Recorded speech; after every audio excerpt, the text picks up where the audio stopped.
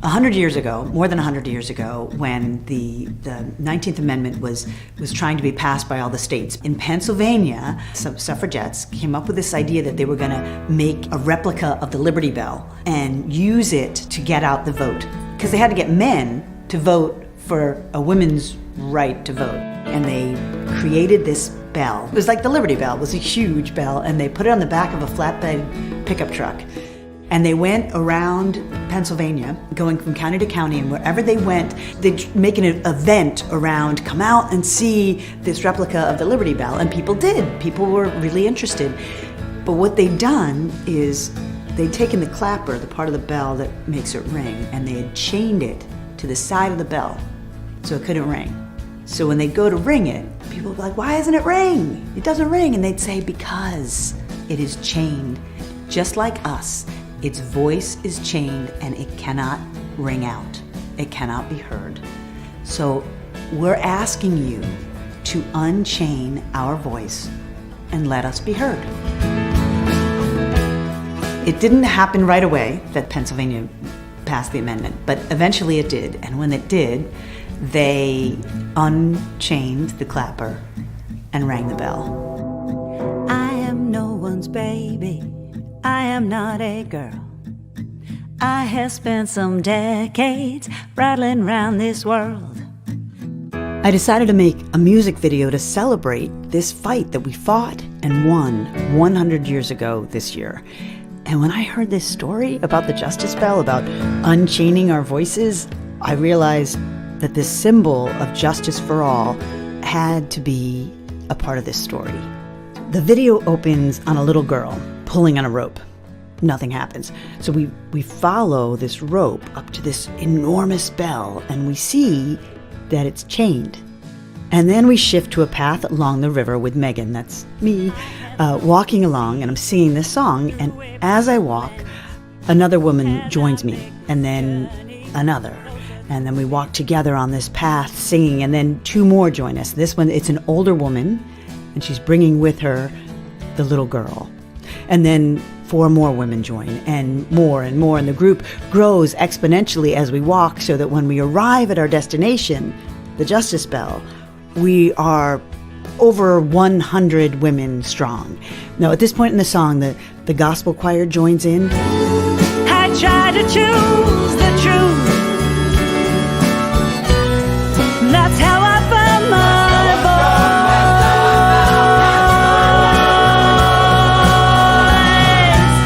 I am not silver, I am not gold, no precious metal for you to mold.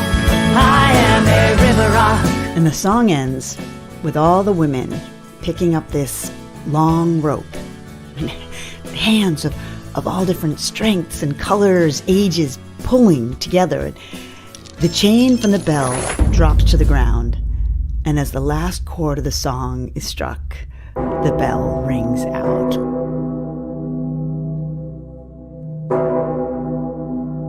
And then the final shot brings us back to the older woman and the little girl standing at the bell as the little girl reaches up and takes the older woman's hand. I wanted to sing it as a thank you to all of the women who have been courageous enough to speak their truth, especially right now into a society that might not want to hear it. When we raise our voices together, there's this thing that happens. It feels really, really good. If you raise your voice, especially with other people, it resonates and it vibrates, and it actually changes the way you feel. And that was just the world!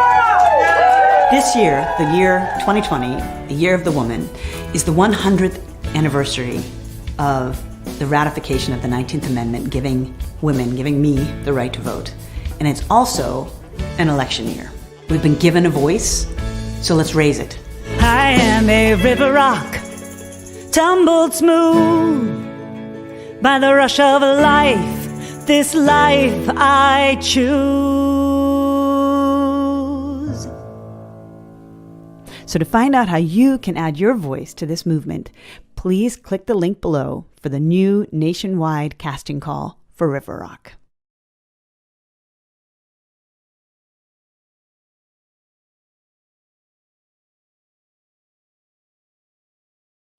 I am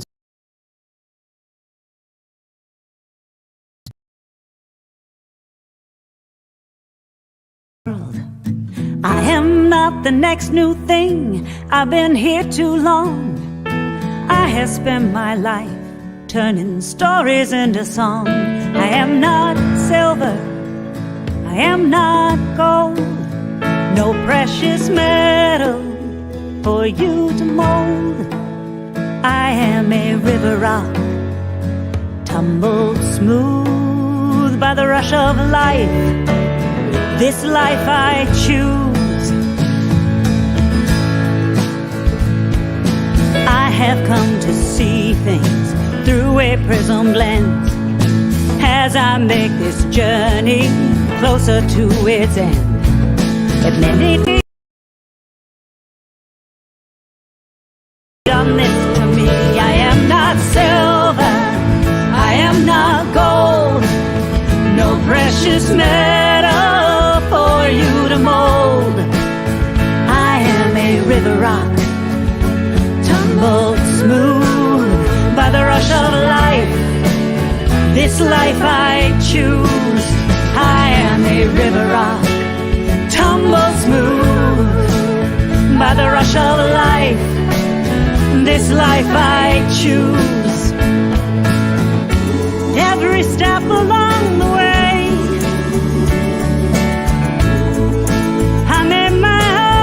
choice. I try to choose the truth. That's how I found my voice.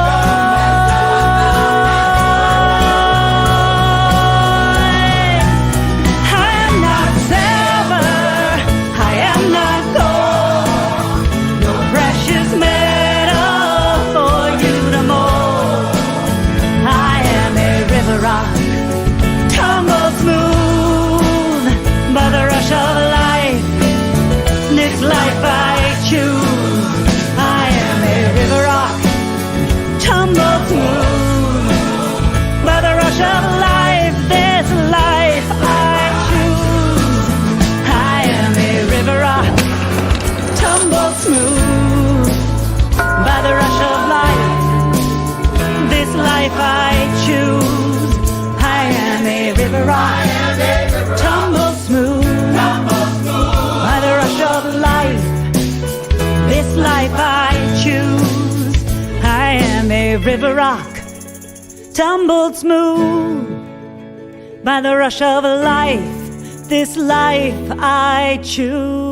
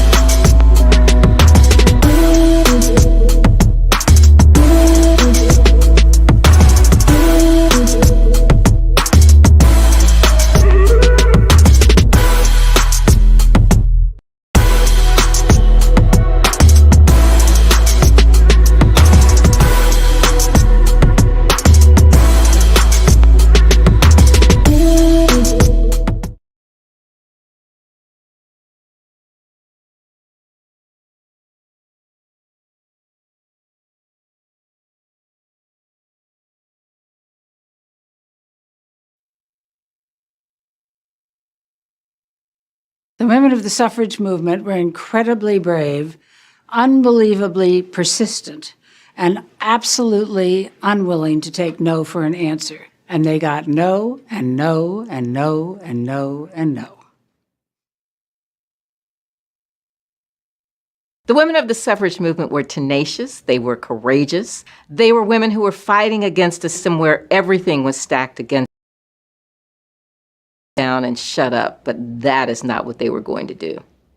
If I were to describe them in one word, I would say fearless. They 100% were willing to take on this massive American institution that was men in politics. The women of the suffrage movement had a degree of courage and optimism that is something that should be a model to all of us. We stand on their shoulders, and we have to recognize that we have people standing on ours as well, and would that we could draw upon their courage, their optimism, their determination, that they would succeed. I do see myself in those characteristics. I believe I am determined, I am persistent, and I am ready to make a change in this world. I think for anybody who wants to move the needle on rights and opportunities for people in this country, even a country that describes itself and embraces the fact that it's a democracy, you have to be willing to fight. You have to be willing to take those rights. You have to be willing to stand up and argue for those rights for yourself and for other people. The fight for equality, for the right to vote, was 72 years later. I knew the importance to future women, to me, to my granddaughters one day, to the people who will come behind us. I think they believed that in their core, that no matter what circumstance that they were in, that their voices should and would carry the power to be able to change things. I think the word stubborn is a very gendered word, but I have learned to embrace it. I think that the women of the suffragist movement were extremely stubborn and refused to yield, and that is extremely important in how I see myself. Oh, I'm definitely tenacious, like the women who were in the suffrage movement. I really am going to make my point. I'm really going to insist that justice be done. I'm going to speak up. I'm not going to let somebody tell me that blue is red and red is blue. I think persistence and resilience is something I see in myself. Others might describe it as being pig-headed and not giving up. So I'm not sure it's always described in a positive way, but I don't mind. I really believe those women paved the way for us to have our own voice. They spoke up, and I think they spoke up on behalf of us so that we would be able to have our own voice in this era.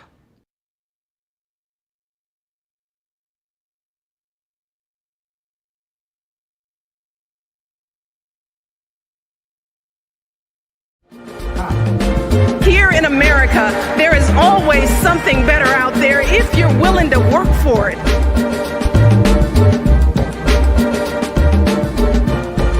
The 19th Amendment, giving women the right to vote, became enshrined in our Constitution. So we must rise up!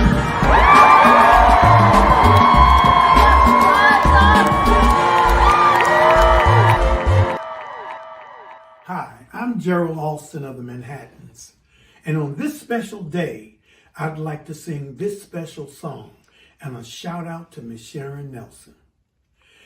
I was born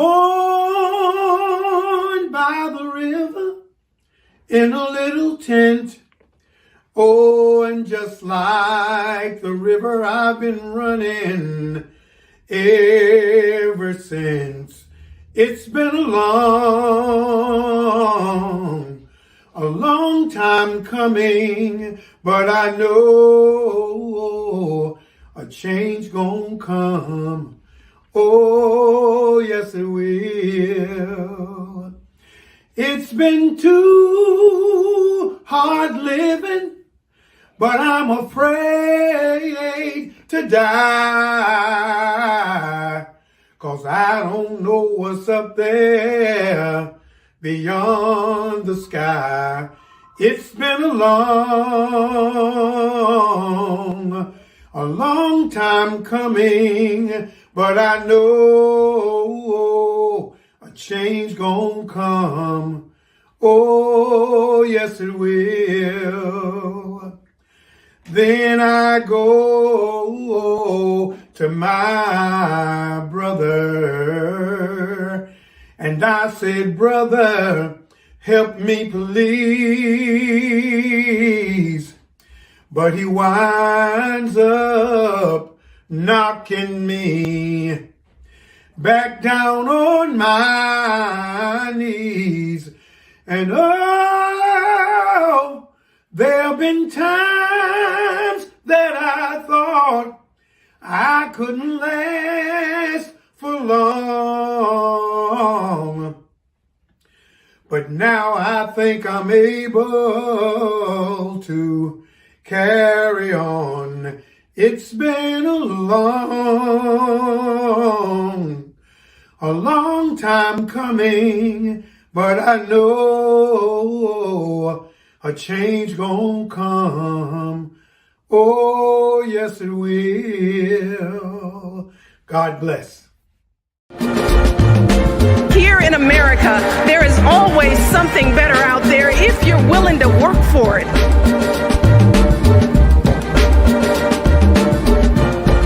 The 19th Amendment, giving women the right to vote, became enshrined in our Constitution.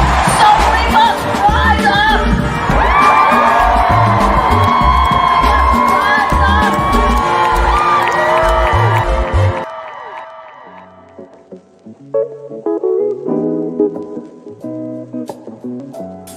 100 years since women earned the right to vote. Absolutely. And we're going to be celebrating it in a big way. What was your concept? What's your idea? Well, nationally, this is a very, very big deal because it's the centennial celebration of the 19th Amendment, which is what the amendment in the Constitution that gave all the women the right to vote. And women have struggled for 72 years to get this right. And it really was remarkable because it's never easy. And I want to highlight and we want to just celebrate the nameless and the faceless because there are millions, gazillions of women who are in the movement that never get any of the credit. Of course, we know our iconic women, but it's really, really important that this is a celebration for all of us and that all of us can see ourselves somewhere in here. To celebrate that right that people sometimes often take for granted is the reason that I wanted to help you and I wanted to be there. And you've got a great day planned. What's going to be happening for us in July? So we have a couple of things. First of all, let me give a shout out to our legacy co-chairs. We're going to be welcoming the 3-time great-grandson of Frederick Douglass, the 3-time great-grandniece of Harriet Tubman, the great-granddaughter 3 times over of John Brown, as in John Brown at Harper's Ferry.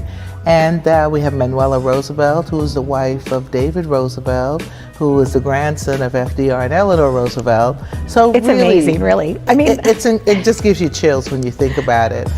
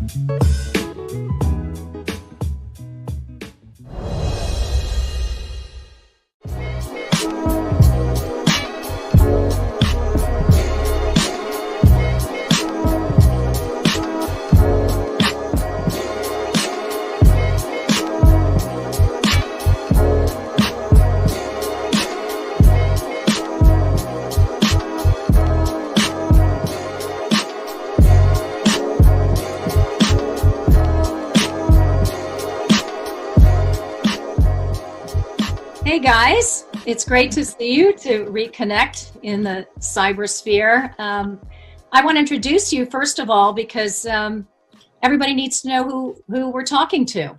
And I don't know if the world is seeing you in the same order that I am, but I've got Vivian Lee to begin, left to right, then me, I'm Roma Torrey, Kristen Shaughnessy, and then on the bottom 2, Amanda Farinacci, followed by Janine Ramirez. You guys are just wonderful women. We're talking about a sisterhood, and you are definitely tops in my sisterhood, and it's always great to join you. When we talk about the theme of sisterhood, let's get to first, we are women, we are sisters deep down, but we're also working individuals. And I want to get a sense from any of you to share what a great day is at the office. As a woman, what has been a wonderful moment for you? What makes a good working situation? By the way, I can start for a second. For me, working in the newsroom has been such a joy whenever we're in a live event and we've got all of our systems running at the same time, and there's this sense of teamwork. And as an anchor, it's the opportunity to coordinate so many disparate elements. And when it all comes together, well, there's really no writing at that point if there's a live event, but taking the visuals and taking all of the graphics and whatever is on social media and being able to put it all together into a coherent report that informs our audience the best way we can. To me, it's like a symphony. And that's what makes a great workday. Whether we're talking about women or men, that to me is the ideal work situation. Well, for me, I anchor, but I also am a reporter, so I'm out in the street a lot. And as a journalist, you're a storyteller. And a great day for me is really giving a voice to those people. So television is a powerful medium, and those who see themselves in or get their story or their message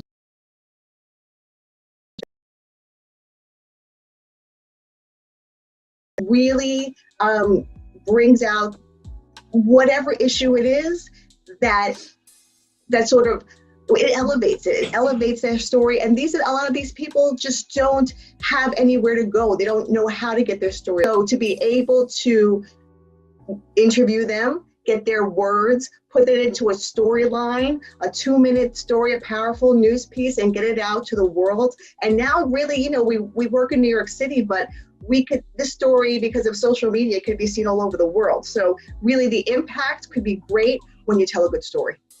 Just to piggyback on those, I'm sorry, Roma. No, go ahead. You guys sort of nailed it, Roma. You describing the live situation.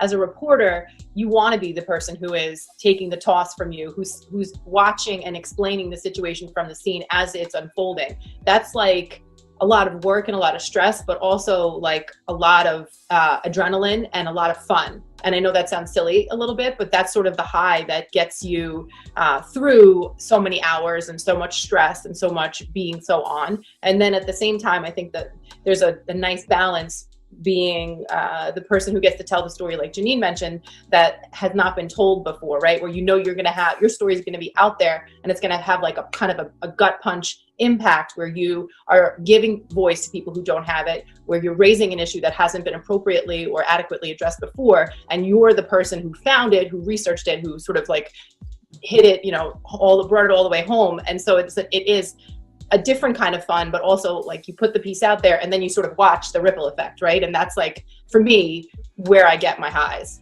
I guess. Yeah. Those are the good days. Yeah, well, you know what it is? The whole notion of having a voice and being able to use our voice in a unique or powerful way really does make my day. But the other side of the coin, though, is that we talk about the suffragists and all that they managed to accomplish, that they gained a voice when they won the right to vote. But even today, 100 years later, a lot of women don't have a voice, or if they do have a voice, they don't use it to speak up. And so the other side of the coin is, have you guys ever experienced situations where you've been in a work situation and because you had to in the newsroom? Has that ever been your experience. And Vivian, let me start with you. Has that been something that you can Because share? you saw me nodding, like Yeah.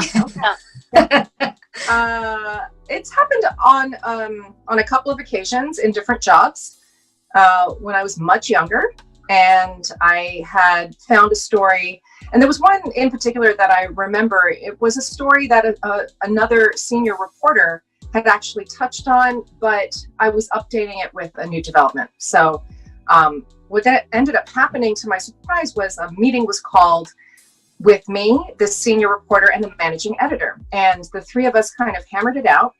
And I guess I felt the bull rising in me in terms of like a serious anger and some consternation that I was facing this in that day and age. And I pushed back. And I actually turned to the managing editor and said, so when stories are a few years old and somebody who's more senior says, no, that was mine because I touched it several years ago, is that reason enough to have that person continue to cover that story?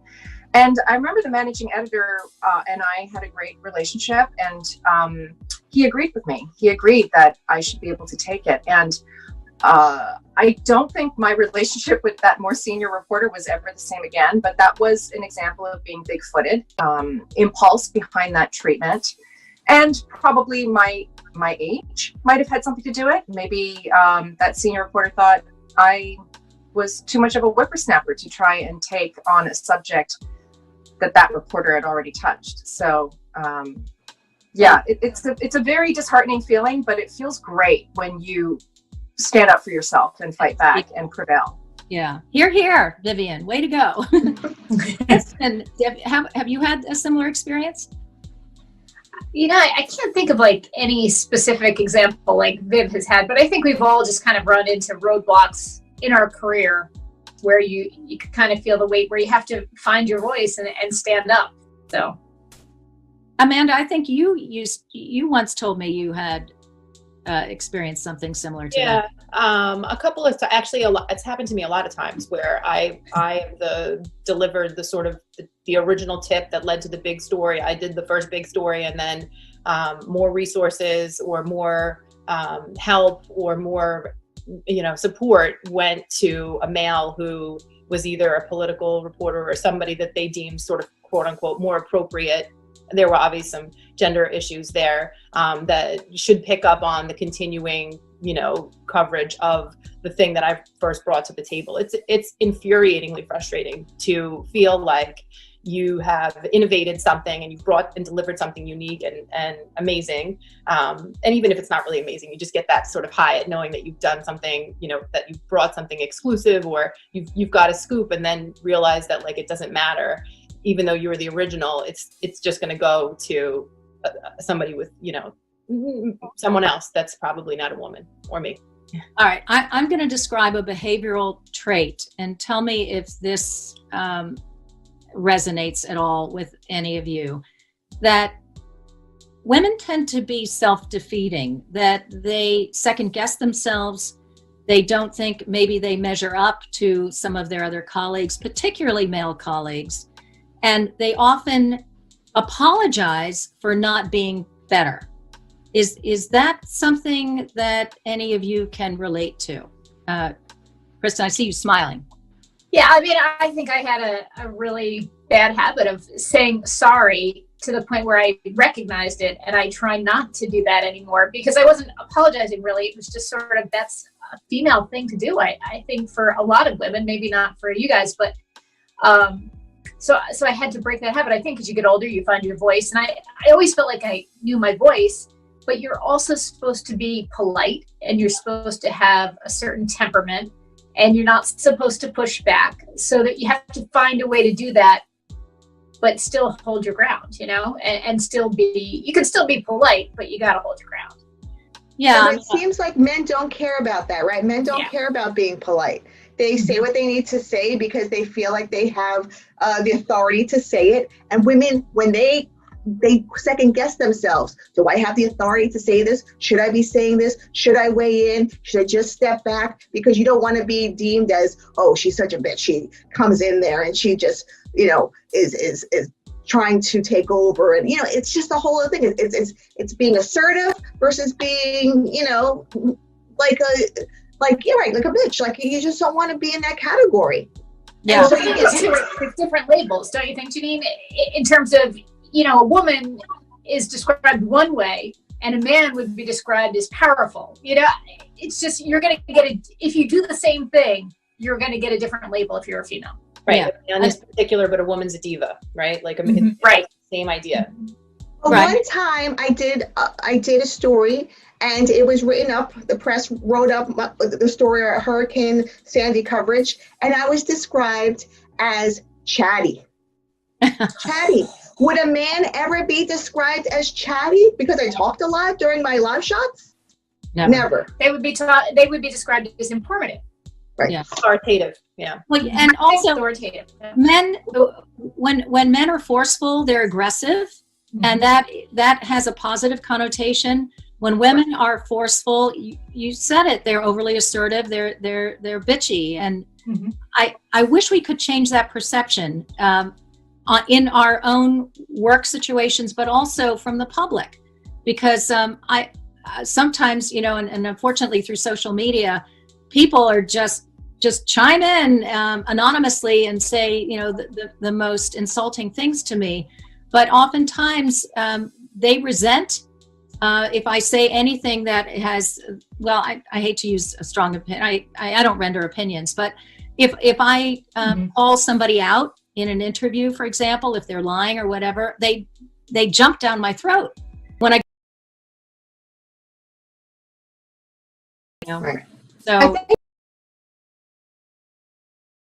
first how we all were raised and what generation we were raised by, and from what generation we belong to, because I catch myself telling my daughters, keep your voices down. And it's funny because I've only in the last couple of years realized how much I heard that as a young girl, and I don't want to pass on to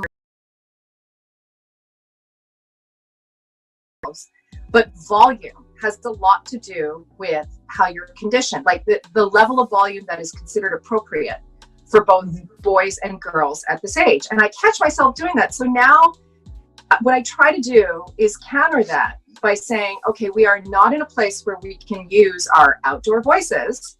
If you have something to say, ask for my attention first. Just say, please, Mom, can I say something?